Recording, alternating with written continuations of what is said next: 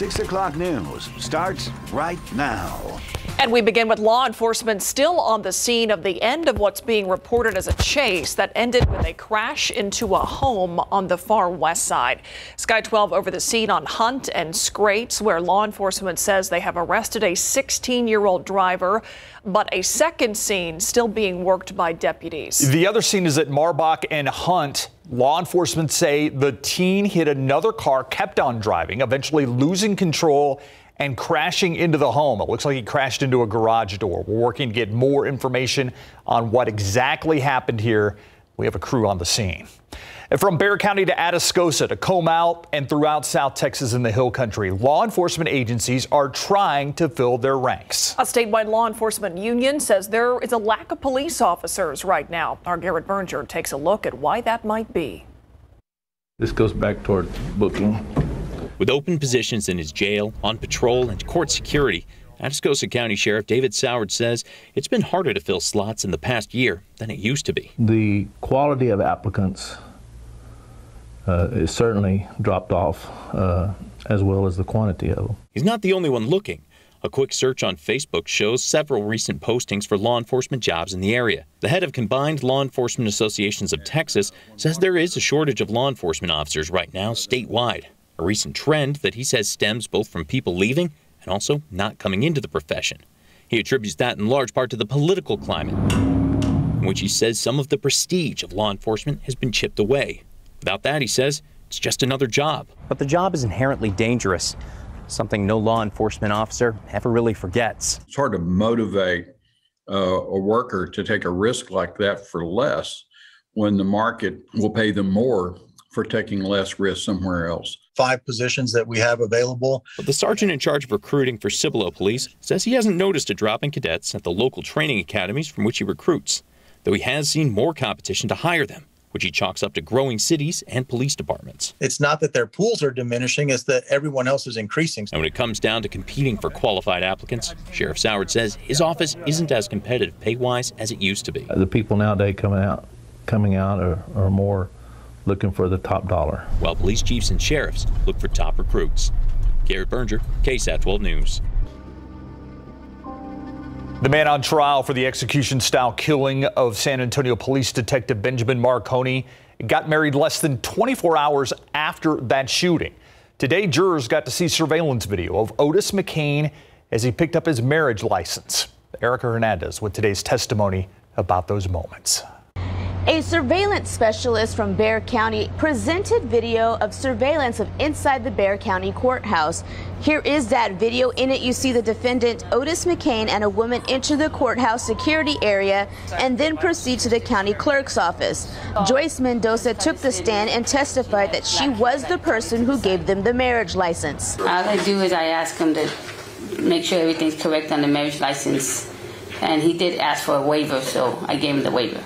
After the marriage license and a waiver was given, McCain and the woman with him searched for a judge to marry them, and then they left the courthouse. The entire time he was inside the courthouse was a little over 30 minutes. Altogether, over 25 witnesses had taken the stand, and more are expected next week. Court resumes on Monday morning. Erica Hernandez, KSAT 12 News. New information on a morning shooting on the city's east side. San Antonio police say the man injured in that shooting has now died. Officers responded to the 800 block of South Walters around 9 o'clock. They tell us an argument between 2 men led to one of them pulling out a gun and shooting the other in the abdomen. The victim was rushed to a hospital where he died. The suspected shooter was last seen running away from that scene. As of last check, police are still looking for him. The search is on after a shooting last night that sent 2 people to the hospital. It happened around 9 in the 5400 block of North New Braunfels Avenue. That's in Alamo Heights, not far from Broadway and Austin Highway. According to police, the injured driver crashed on the side of the road after he was hit by gunfire. Officers believe it started on Campman Avenue just before it ended around the block on North New Braunfels Avenue. The passenger not shot, but both were taken to BAMC. They are in stable condition. So far, no arrests. Whoever pulled the trigger long gone by the time police got there. One man sitting in the Bexar County jail after deputies say he led them on a late-night chase on the east side that started around 11 o'clock along East-South Cross near South Presa. Deputies say Gideon De Leon was going about 25 miles an hour over the speed limit when they tried to pull him over. De Leon, we're told, did not stop, but he did slow down, leading deputies on a slow roll near a neighborhood by South Hackberry. According to authorities, De Leon ditched his car in an alley behind Chicago Street and tried to make a run for it. That did not work. He was found trying to hide under a log in a backyard. The fire may be out, but the job's not over for fire investigators trying to figure out what caused a huge fire at an apartment complex not far from Kelly Field. It broke out early this morning in a building undergoing renovations in the 400 block of Gilmore. As our Katrina Weber reports, it had people living nearby wondering if they would lose their homes. Video captured by a resident at the Preserve at the Port Apartments shows flames and smoke that could be seen by people from miles away. The fire broke out around 5:30 this morning and quickly moved through a building where no one was supposed to be living. Quite a bit of homeless activity in the area, so that is one thing we're looking at, that there may have been someone staying inside. The building appeared to be undergoing renovations. It was stripped of windows, doors, and even drywall. So there wasn't a whole lot to burn, but what did burn the fire had complete access to run through the building. Part of it ended up collapsing. Luckily, no one fighting the fire was hurt. Firefighters managed to keep the flames to just this one area, and they say at no time were any other buildings in danger. Still, that didn't stop some people here from worrying. Our buildings are so close together. Like, if you can see where the fire was at, like when I came out, I could feel the heat from my front door. Miss Jen Garcia didn't waste any time. She was ready to leave. I just grabbed my pictures and my Social Security birth certificates. That's it. And I was like, if we gotta go, we gotta go. Firefighters, meanwhile, had to stay. Gas from an underground pipe continued to fuel the fire. They had to keep watch until a CPS Energy crew could cap it off. Katrina Weber, KSAT 12 News. As the push to get unvaccinated people to get their COVID-19 shots has intensified, there's not been much said lately about testing. But being unvaccinated means good testing techniques are more important than ever. Ursula Perry reports doing the testing the wrong way can result in a new type of long-term injury. Just a little bit. For the past year, this has been a familiar sight. People come out saying that they felt like their brain was impaled. But even after a year of testing for COVID, I'm still seeing it done incorrectly on news. And now that several rapid at-home COVID tests are available to consumers, is there a danger to performing the test incorrectly? It could result in nosebleeds, injury to the nose and the nasal cavity. That's why a team at the University of Nebraska Medical Center has created an advanced simulation model that can be used to teach the proper skills to performing the swab tests. It's called On Pace, the Oral Nasal Pharyngeal Anatomy Clinical Education Trainer. We decided that it would be fun if we could do something that was more like the old operations game. A light comes on when the student performs the test correctly. So what should you know when performing a COVID test? You really want to think about a plane of the face, and you want to go perpendicular to that plane, straight back. Do not direct the swab upward. The swab needs to go only about 7 centimeters in the average adult. Also, stay still to avoid injury. Rest your head against a wall or a chair, and don't apply pressure. This is more like darts. It's a nice, gentle sort of finger motion. With proper testing and vaccines, the most vulnerable populations can be protected. We try to do this so that no one has to do any quarantine at all. Ursula Perry, KSAT 12 News. The climb at the pump continues. The price of a gallon of gas is up another nickel this week at an average $2.79. These are the highest prices we've paid in 7 years. So how can you save? Besides limiting unnecessary trips, auto experts say it pays to check your tires. Is check your tire pressure. Driving on underinflated tires not only hurts fuel economy, but also handling. So to find the proper pressure for your tires, make sure you check the sticker on your door jamb. Also, how you drive matters. Quick starts and stops waste fuel and slow it down. Tests on a RAV4 show that reducing speed from 75 to 65 miles an hour gives you 6 more miles to the gallon. Slow it down to 55 and you get another 8 miles to the gallon. Removing roof racks and heavy stuff in the trunk can also help too. Get the junk out of the trunk? Junk out of the trunk. That's right. All right. Live cam outside. We still have some haze around, but it's not as bad as it's been in days past, Katie. It was pretty rough Sunday. We had a big plume move in on Sunday. And this plume that moved in today is noticeable, especially when you take that big view of the skyline. Just not too clear out there. The sky is not as bright blue, and we'll have some lingering dust into the day tomorrow as well. That's just part of your upcoming weekend forecast. Today's almanac, 75 the morning low, up to 90 this afternoon. That's still a good 5 degrees below average for this time of year. And across the board, we did have some spots in the upper 90s. It was 96 in Cotulla, 99. The high temperature this afternoon in Del Rio. Looking ahead for the next few days, we will keep our highs in the low to mid 90s as rain chances stay low, but then we kind of switch things by Tuesday and the middle part of next week. Higher rain chances and a little drop in our afternoon highs. We'll talk more about that and, of course, get you ready for the weekend coming up in just a bit. The search continues for suspects in a car chase shooting that ended here in Alamo Heights. Tonight on the Night Beat, we spoke to a resident whose garage was used as a hiding spot. She shows us the blood drops that still remain. The weekend is here, and that means more road construction in the area. Our Samuel King is here with a look at some areas that may slow you down. Samuel. Well, Stephen Meyer, that includes Loop 1604 as well as Alamo Ranch Parkway. Let's head over here to the wall so I can show you a little bit closer on these maps. So we'll start here on the west side again, Alamo Ranch Parkway, Westwood Loop, replacing a bridge here at that intersection. So they're going to be closed. It was closed last weekend. It's going to be closed beginning tonight at 10 p.m. Now let's go here to the north side.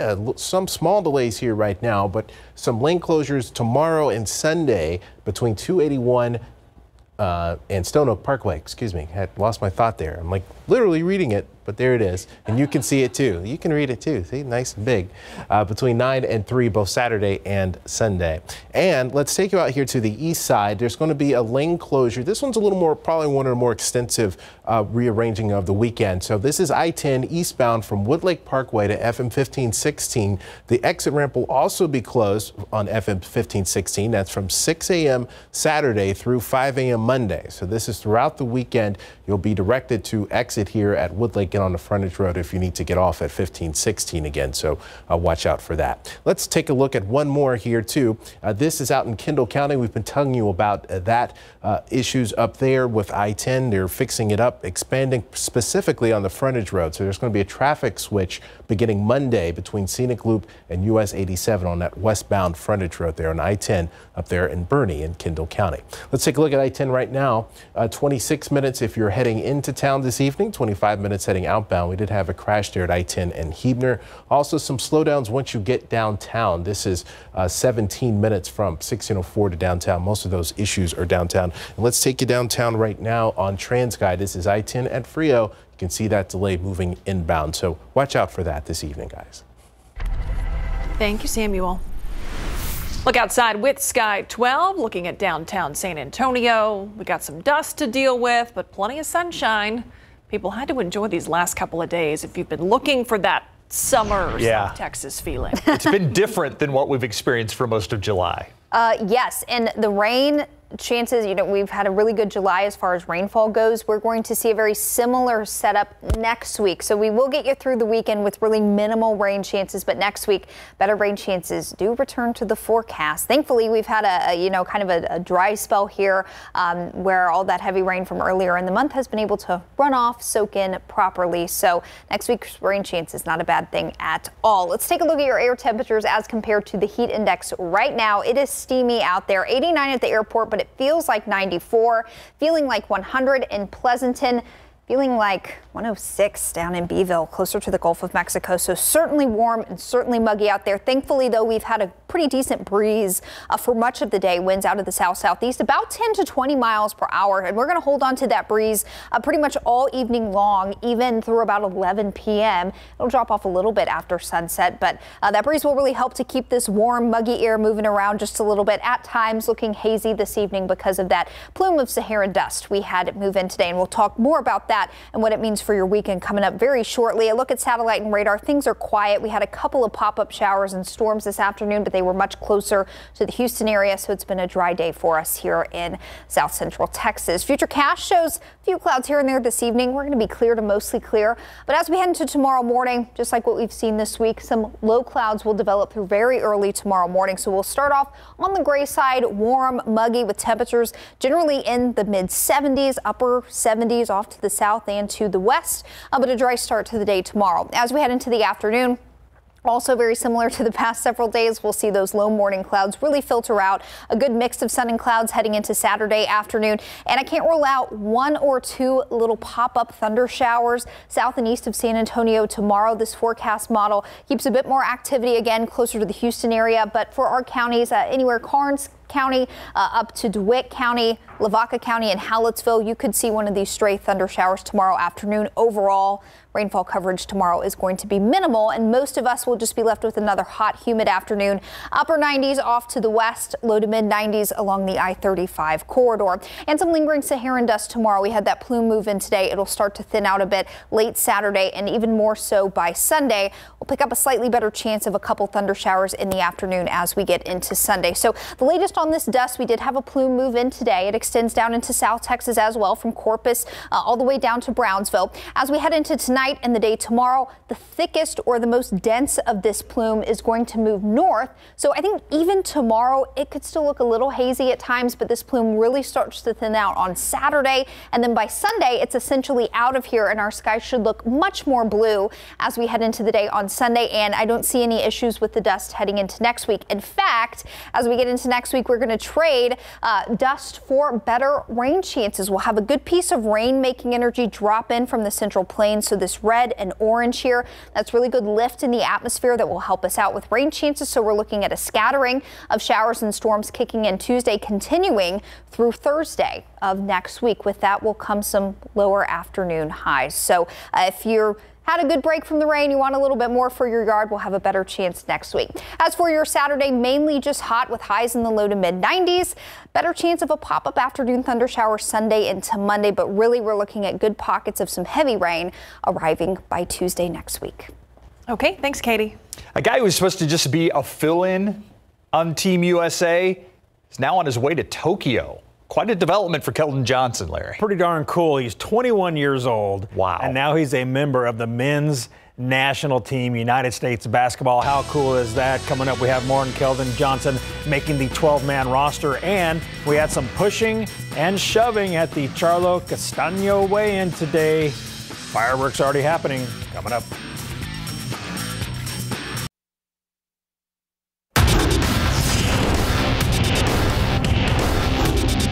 Definitely, that would be a great end goal. I feel like, as of now, it's like just take it one step at a time. You know, I'll get there when I get there, and I mean, everybody has a different path and different roles. So I think that whenever I get there, I'm gonna be blessed and honored and excited to be there. And now he's there. That was Keldon Johnson on July the 1st on his dream of playing in the Olympics in big board sports. He's 21 years old and now a member of Team USA. Spurs forward Keldon Johnson was promoted to the 12-man roster for the upcoming Summer Games. Team USA lost 2 players, Bradley Bill, due to health and safety protocols, and Kevin Love, who withdrew today, saying he's not in peak performance after dealing with a calf injury last season. With 2 open spots, Team USA called up Keldon Johnson and the Nuggets' JaVale McGee. Johnson was named to the select team earlier this month to train with Team USA in Las Vegas. He was later added to the big boy roster for their exhibition schedule, and today he was promoted to the 12-man Olympic roster. Keldon scored 7 points against Australia, 4 points against Argentina, while averaging 13.5 minutes per game.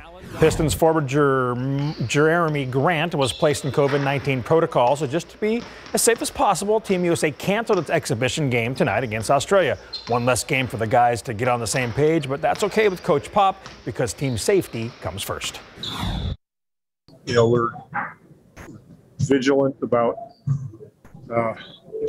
what we do, where we go, wearing masks as much as we can when we're going to be around public people, you know, in the hotel, that sort of thing. Team USA is scheduled to play Spain Sunday night in their final exhibition game in Las Vegas before leaving for Tokyo.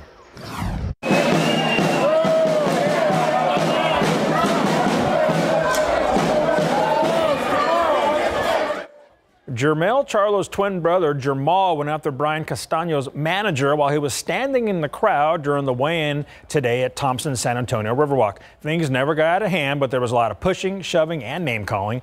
Then when the two boxers got face-to-face, Jermell kept talking all the while. Some Argentina fans were in the back waving flags and banging on drums for their fighter, Castaño. Yesterday, we caught up with SA boxer Mario Barrios to get his take on this fight. They have perfect styles for each other because, I mean, they're once I know the Charlo brothers, once, you know, they start getting touched, you know, they get that fire underneath them. Like saying, Castaño is the type of fighter who's going to keep on coming. He's going to keep on, you know, throwing combinations, letting his hands go. So, I mean, I have no doubt. I mean, I will be very surprised if that fight makes it the full distance. Now, after Castaño stepped off the scale, his manager had words with the Charlo brothers on stage. Now, this happened before Jermall went after Castaño's manager. Brian Castaño weighed in at 153¼ pounds, while Charlo was 153 pounds even. Now, Charlo stepped on the scale last, and when he was done, his brother and members of his camp went after Castaño's camp. Oh, this is going to be a good fight tomorrow night at the AT&T Center for undisputed super welterweight status. Jermell holds 3 belts, Castaño 1, and all 4 belts are on the line. That is a boxing news conference right there. That is how it's done. Woo, it made it interesting. Yeah. A little tense. Yep. It gets our attention. It gets the people that are going to be watching or thinking about watching fired up. Yeah, maybe even get people wanting to buy tickets to go tomorrow night. That's what I mean. They'll settle it in the ring. There you go. Thanks, Larry. Thanks, Larry. Our KSAT Q&A is next. One of the many things I like about KSAT Q&A, we get to go in depth on different topics, and we also get to learn certain things about different cultures, different religions, and we welcome back a guest we have had on before, Imam Omar Shakur from Masjid Bilal Mosque. I hope I said that right. Very good. Okay, we're going to talk about the holiday that is coming up. I believe on the 20th, is that correct? It is Eid al-Adha, and it has to do with the pilgrimage and Hajj. Very good. Eid al-Adha, yes, sir. Okay. Yeah, talk about what Eid al-Adha is. Okay. As always, I want to begin with God's name first. I have to thank you and Myra again, Steve, for this opportunity. But I want to thank you for 2 other things. I want to thank you for keeping your word. You had invited me last time to come back, and here I am. I'm back again. Thank you for that. But also, thank you for the exposure and the open-mindedness that you have and the way you celebrate our diversity here, whether it's ethnicity or religion, etc. So thank you so much for that. Well, thank you for being part of that. But yes, the Hajj, which is the pilgrimage to Mecca, in which the Eid is associated with that. And we have a similar situation that we had during Ramadan, meaning that during Ramadan, we had the 30 days of fasting and then Eid al-Fitr. This time we have the pilgrims traveling from all over the earth, going to Mecca, where there's a shrine there or a house called the Kaaba. The Kaaba, there you go. I see the picture. The Kaaba is a house that we believe was built by Abraham and his son Ishmael. And it represents a couple things. First of all, you could call it the first synagogue, the first church, the first mosque for the worship of the one God. But it also symbolizes the universality of mankind. And what I mean by that, I personally was blessed to make Hajj back in 2005. And when I was there, we know COVID is a game changer, but when I was there, there were 4 million pilgrims there. So it was quite exciting to meet brothers and sisters from all over the globe and to celebrate one humanity and to celebrate equality before our Lord. And what I mean by that, the equality is, I don't know if you ever seen the picture, Steve, Myra, but we have a situation where the men, they wear 2 pieces of cloth. You know, you see the way I'm dressed now, you might have a Nigerian dressing a certain way, some from Pakistan dressing another way. But when we go to Hajj, we take off our nationalistic garb and we wear the simple garb of the pilgrim. Why is that significant? Because it shows that we're all equal before God. See, when I have on 2 cloths, you don't know if I'm educated or uneducated. You don't know if I'm rich or I'm poor. You don't know if I'm a king or if I have money. You don't know if I'm any of those things. So before God, we have equal opportunity, and we always want to celebrate the humanity of mankind. Interesting. So It's very intentional in what you wear on this pilgrimage as well.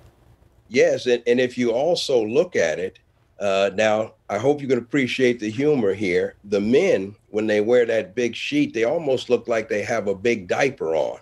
So who wears diapers? Babies wear diapers. What do babies symbolize? Purity, innocence. So it's a return to your innocence. So there's a lot that we could say, but I know that the segment is short, but I just want to say that we're celebrating dignity for the human being, equality among the human being before God, and we're celebrating the universality of mankind. We're officially one question in, and we've already learned that much in this segment. Imam, tell us about the holiday itself, Eid al-Adha. How does the Muslim community observe that? What are some of the traditions that take place during that time, and how long does that holiday last? Okay, excellent. All of the rituals associated with Hajj have to do with Abraham and his family. And we know that Abraham was going to sacrifice his son, and then God told him, no, don't do that. Go ahead and sacrifice a ram. But again, Eid is a word that means reoccurring happiness or festival. Eid al-Adha is translated the festival of the sacrifice. So what will happen on Tuesday, we will have an Eid prayer and a message, and then we will celebrate. Many of the people will, in the tradition of Abraham, they will sacrifice a goat, a sheep, a ram, a cow, and they will use that meat to feed the needy and the less fortunate. So we take that meat and we feed the public. So you ask about the length of time. Well, technically it's that one day, but in an Islamic country, it's not uncommon for them to celebrate up to 7 days. So that's the situation. So it can be 3 to 7 days, but here in the West, we usually get 1 day in. I'm always struck by the fact that a lot of people think different religions are excluding other people. They're not including other people. And this is really, and I've had the same discussion with a rabbi on this very show. This is a celebration of humanity, not just Muslims. It's a celebration of humanity, correct? That's an excellent point, and I don't claim to be a biblical scholar, but the Bible talks about the human being falling from grace in a sense, but then the human being being placed back as the cornerstone of society. There's a black stone in the Kaaba, and in this black stone, it is in the corner of the Kaaba, which symbolizes placing the human being back in their proper place, meaning what? Everything that happens in society should be for the preservation, for the dignity and the sacredness of the human being. So you're correct, Steve. It's all about the human being. Let's leave it at that. Imam Omar Shakir, do I say happy Eid al-Adha? You could say happy Eid al-Adha. You could say blessed Eid al-Adha because there's blessings associated with it. But thank you so much for this opportunity, and feel free to call on us anytime where we're at your service. You know I will. We appreciate you being here. We'll see you next time. We'll be right back.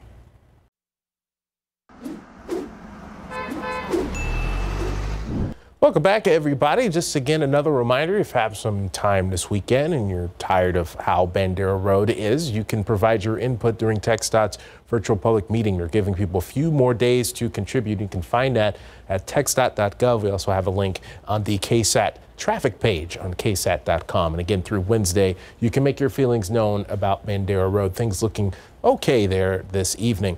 Seeing some delays, though, on I-10 inbound or eastbound heading into downtown. There's a crash there at Callahan. You can see a slowdown down to 14 miles per hour. So watch out for that. Also downtown, some slowdowns on 35 southbound. You're down to 11 miles per hour downtown. So let's take a look at how that looks in terms of travel time. So if you're coming from the northeast side, Loop 410, 16 minutes to get downtown, only 10 minutes the other way, giving you an idea of the delay. Meanwhile, on the southwest side coming into downtown, only 10 to 12 minutes each direction. So things looking better once you get past downtown, but again, some delays on the northeast side this evening, And now let's take a look at TransGuide. This is 410 at San Pedro near the airport. Things flowing well this evening. I almost said this morning.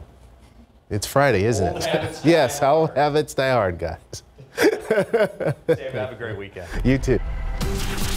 Let's take a look outside with live cam. Some clouds out there, but no rain to speak of for us today.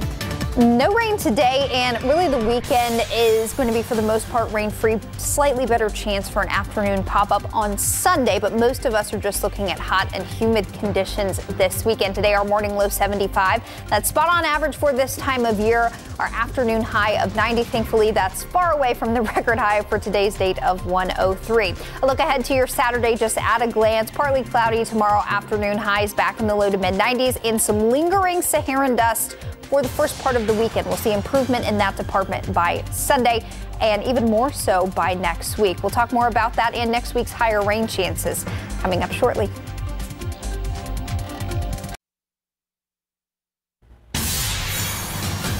Take a look at these images from deep space that NASA's releasing of its latest flyby of Jupiter. A new video giving us an incredibly close view of the solar system's largest planet and its largest moon. The images captured by the Juno spacecraft back in June. It was Juno's 34th pass over Jupiter's roiling atmosphere since arriving in 2016 to study aspects of its composition, its structure, and magnetic and gravitational fields. The video also offers a glimpse of Ganymede, Jupiter's largest moon.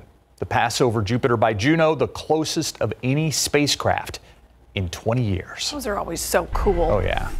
In the buzz today, most of us probably didn't know this, but there was a big debate over which emoji is the most popular. Well, that debate has now been settled, apparently.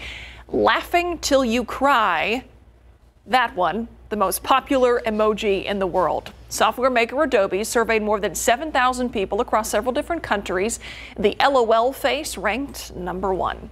The thumbs up emoji came in second, followed by the red heart emoji, wink and kiss, and sad face with a tear. Rounded out the top 5. Adobe released the findings ahead of World Emoji Day on Saturday. Based on the report, 90% of emoji users believe the modern day hieroglyphs make it easier for them to express themselves, and more than half say emojis positively impact their mental health. Okay. You got one that's your go-to? No. Yeah, you really don't send emojis. I don't do emojis. I am here for an emoji. If you missed the part where there was a huge demand for the return of Microsoft's virtual assistant Clippy, you aren't the only one. Apparently there was. After a 14-year hiatus, it resurfaced earlier this year for a single day as an animated sticker in Microsoft Teams. Clippy debuted in Windows 97 as a small paper clip to help Microsoft Office users. It got the boot 10 years later in Office 2007. Now ahead of Saturday's World Emoji Day, Microsoft says it will replace its standard paperclip emoji with this image of Clippy. It's kind of trippy. It's part of a larger refresh of 1,800 emojis across all Microsoft apps and services. The full refresh will roll out later this year. I'm going to make sure to send you that. Thank you. Thank you. This Friday is a day to celebrate the ones who do the cooking. It is National Personal Chef Day, but some people celebrate this in February. You know the difference between a personal chef and a private chef? A private chef works for one client, while a personal chef may have multiple clients, run their own business, or work for a company. Personal Chef Day acknowledges the work and long hours these cuisine masters put into their craft. It was founded by the United States Personal Chef Association. Wow. Wow. Kind of self-serving day. A little bit there. Yeah. Gals. I just wish Kasky was here. I know. Say something about personal chef. Yes. My personal chef is a guy named Boyardee. Guys, it's Friday and he is feeling it. Yep. Right? Yes, I am. That's right. Yep.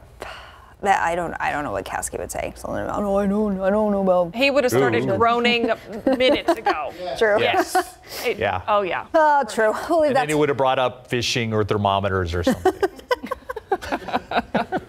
I wasn't necessarily going to talk about either of those things. Okay. But, that's okay. We're fine with that. We're totally fine with that. We got our fill yesterday. Yeah. Okay. You do you, Katie. Okay, good. We'll start off with a quick overview of your weekend forecast. Saturday, tomorrow, we're looking at some lingering Saharan dust, so if that bothered you today, there'll be a little bit of it in the air tomorrow, but a lot of it should filter out by Sunday. We'll get some more blue sky going, not quite so hazy by Sunday. A slightly better chance at an afternoon pop-up shower or non-severe storm on Sunday, but most of us for the weekend It's just going to be hot and humid, very typical summertime weather for us here heading into the next few days. A look at the Saharan dust. We did have a plume move in today. This extends across portions of southeast and deep south Texas. Overnight through the day tomorrow, this is going to be pushed north. So we'll still have some of it in the air tomorrow. It still could look a little bit hazy here or there. And if you're very sensitive to the Saharan dust, it may continue to make you feel not 100% into the day on Saturday. But good news here, by Sunday, this plume continues to really filter out of our air, and it'll stay that way into next week. We're looking at no more of these plumes moving in next week. And in fact, we're going to replace the Saharan dust with higher rain chances heading into next week. Now, the deal with this Saharan dust, as the plumes of it come across the Atlantic, it really inhibits tropical development. So over the next 2 to 5 days, as of tonight, the National Hurricane Center does not have any new tropical development expected. Of course, still a long way to go with hurricane season this year. Speaking of the water, I wanted to give you a quick look at what's going on down near our Texas beaches this weekend. Port A, Corpus Christi area. I'll step out of the way here really quickly. We're looking at highs in the low 90s, upper 80s heading into Saturday and Sunday. A better chance of a shower or storm down near the water on Sunday afternoon. As far as the rip current risk goes, both days, thankfully it is low, both Saturday and Sunday. Down near the Gulf this evening, I should say, really quiet there. No rain. We just had a couple of showers pop up mainly near Lavaca County and Hallettsville this afternoon. Most of the activity has been off to the east, closer to the Houston area. Really, things are pretty quiet all across the Lone Star State this evening. Looking ahead to the next 7 days with rainfall here, we've got a nice big swath of color from Dallas into portions of East Texas. That's where we'll see the highest rainfall totals over the next 7 days. But even here in our part of the state, 1 to 2 inches of rain possible over the next week, especially northwest of San Antonio. We could certainly see a couple of pockets higher than that over the next 7 days. And that's because we'll see a change in our weather pattern as we get into next week. So pretty stagnant this weekend, but as we get into mainly Tuesday next week, big piece of rain making energy. This orange and red here is going to be cut off from the rest of the jet stream and hang out over Texas Tuesday, Wednesday, and Thursday. That's what's going to spur our rain chances, and we are expecting a scattering of showers and thunderstorms as we get into Tuesday, Wednesday, Thursday of next week. Some pockets of heavy rain will be possible, and that's where we could see some rainfall totals maybe approaching slightly above 2 inches of rain in this period here heading into next week. So we had a good chance to dry off from earlier in the month. Now we've got another chance to really stack up some rain, and with those rain chances will also not be so hot. So that's some pretty good news if you ask me. This evening, temperatures slowly falling through the 80s, mostly clear skies, breezy. That breeze is really going to help us out this evening as things stay hot and humid. Overnight, temperatures falling into the 70s. By dawn, we'll pick up some low clouds, but they'll quickly burn off tomorrow, just like they have the past couple of days. Mix of sun and clouds tomorrow afternoon and a high around 92. Really spotty rain for the next several days. But again, our rain chances jump up beginning Tuesday of next week. We'll be sure to keep you updated over the weekend, guys. Okay, thanks, Katie. In case you missed it, coming up next. Here's today's In Case You Missed It. A woman's body found on the north side this morning. An investigation is underway. According to San Antonio police, the woman was found in the grass between the access road and main lanes of Highway 281 near East Nakoma. She was spotted by a passerby. Right now, the Bexar County medical examiner working to identify her and her cause of death. A 19-year-old man indicted on a capital murder charge in the shooting death of Hector Chavera. Noah McGarry is accused of shooting and killing Chavera back on March 5th at the Rustico at Fair Oaks Apartments off of I-10 West. The indictment alleges that McGarry was in the course of attempting to rob another man prior to this shooting. He was arrested a month later in Walker County.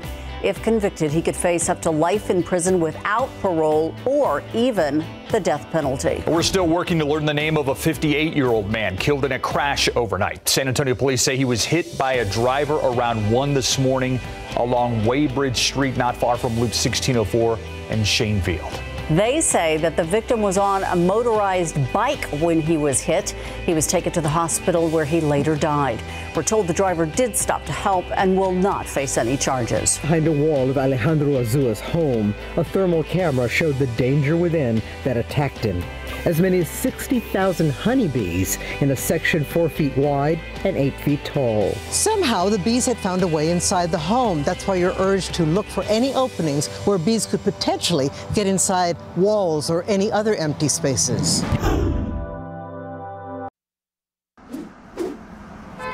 Welcome back. Still watching this crash here. This is I-10 eastbound at Callahan Road. Traffic down to 7 miles per hour. So let's take a look at your travel time. If you're coming in from Bernie into downtown, you'll see that slow down 33 minutes. And then once you get inside 1604, looking at 22 minutes between 1604 and downtown. Also, once you get downtown, though, Katie, things looking pretty good.